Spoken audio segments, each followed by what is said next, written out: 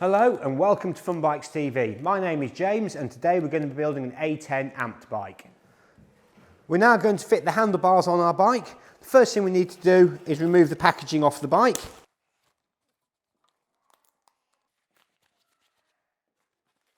Rotate the forks around so they're facing the right direction.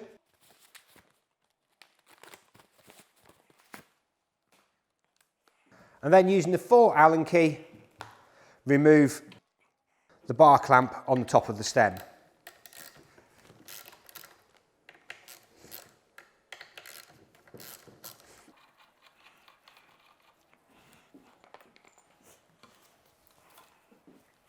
On the top of the stem you'll see there's grooves cut out of it. So on the top of the handlebars you'll see there's little grooves cut in it. These are to mark it in the correct position. Position the bars and then reattach the handlebar bolts. Put all 4 in loosely before you try tightening any of them.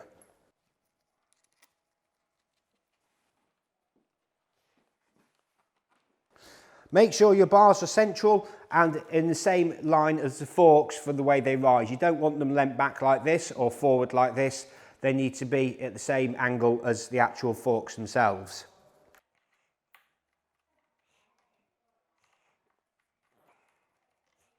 When tightening them, work diagonally.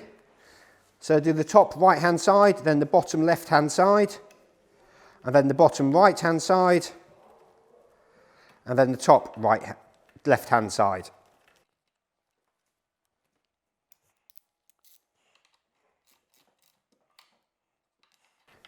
Don't fully tighten one bolt. Keep working your way around until all 4 bolts are tight on the clamp. Try and ensure you've got an equal gap in the clamp at the top and at the bottom.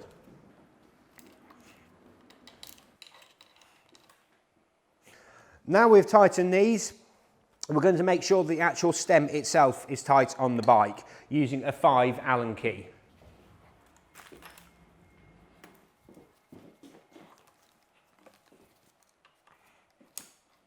We are now ready to fit the front wheel to the bike.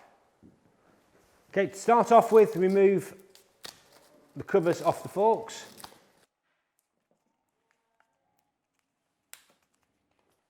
And the black plastic bar at the bottom of the fork legs. Take your wheel and remove the plastic covers off it. Then loosen off the outer nuts on both sides. You will see the tread on the tyre points like an arrow in the centre. That means to point forward, so take it in, placing it on there, inserting the clips with the 90-degree bends on them into the forks themselves at the bottom, on the bottom hole, which will help to hold it in place.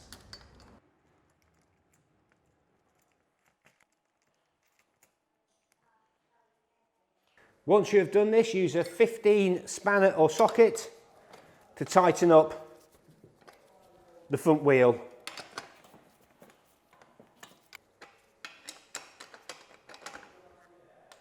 You may find the front axle itself tries to turn rather than tightening the nut once you get to a certain point.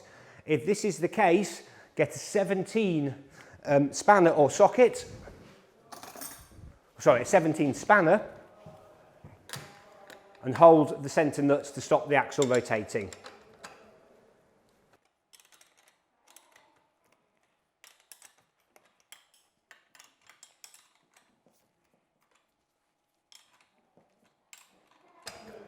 Once both sides are fully tight, spin the wheel to make sure it spins freely and check that the axle is solid on there again afterwards. We're now ready to move on to checking all the nuts and bolts on the vehicle. Now ready to make sure that the seat is tightened at the correct angle on the bike. Remove the plastic cover.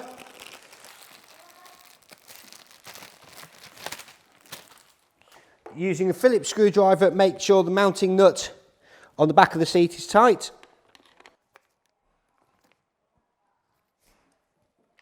There is also an 8mm nut on the front, 8mm spanner nut on the front of it. If it is starting to rotate, you will just need to use an 8 spanner on there as well to make sure that it is tight.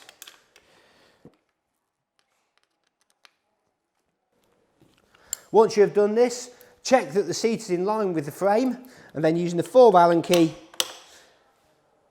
tighten up.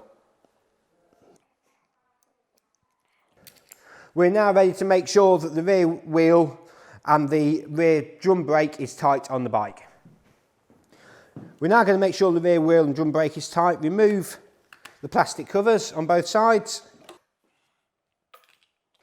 Using a 15 spanner, make sure the rear axle is tight on both sides.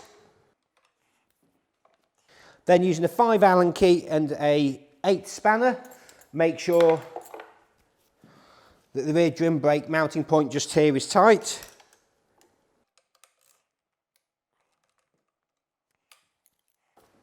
We have now fully assembled the bike. We just need to adjust the levers to the correct angle on the bike. We're now going to adjust the brake lever to the correct angle. Obviously this would not be a very comfortable position for your child riding the bike with it angled upwards. So using a 5 Allen key, loosen off the brake lever and rotate it down. We recommend having it angled down approximately 30 degrees for the optimum riding position for comfort. And then retighten the lever. Do not over tighten these because they are plastic, so you can cause them to crack. The next thing we're going to do is just rotate around the throttle unit. You will need a 3 Allen key for this, and situated underneath it there's the Allen key bolt. Loosen this off and then rotate it around so that the on-off button is at a suitable angle for the child to ride the bike.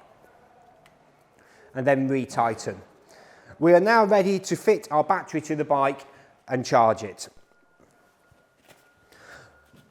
With your bike came the charger,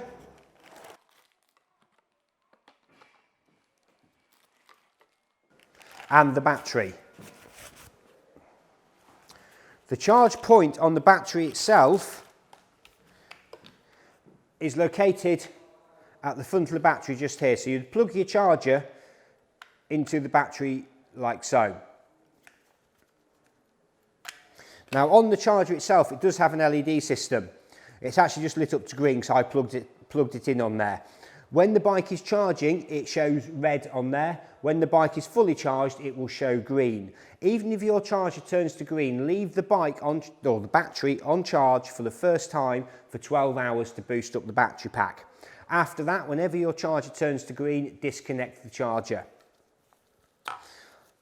Don't be tempted, although this looks like a normal drill battery, do not be tempted to use a normal drill battery on your bike. Always make sure if you're after a second battery, you use a genuine Amped bike battery.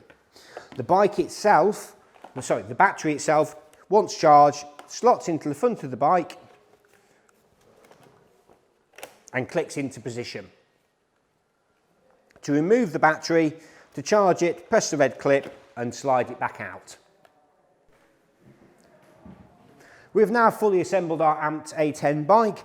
Thank you for watching Fun Bikes TV. Let the fun begin.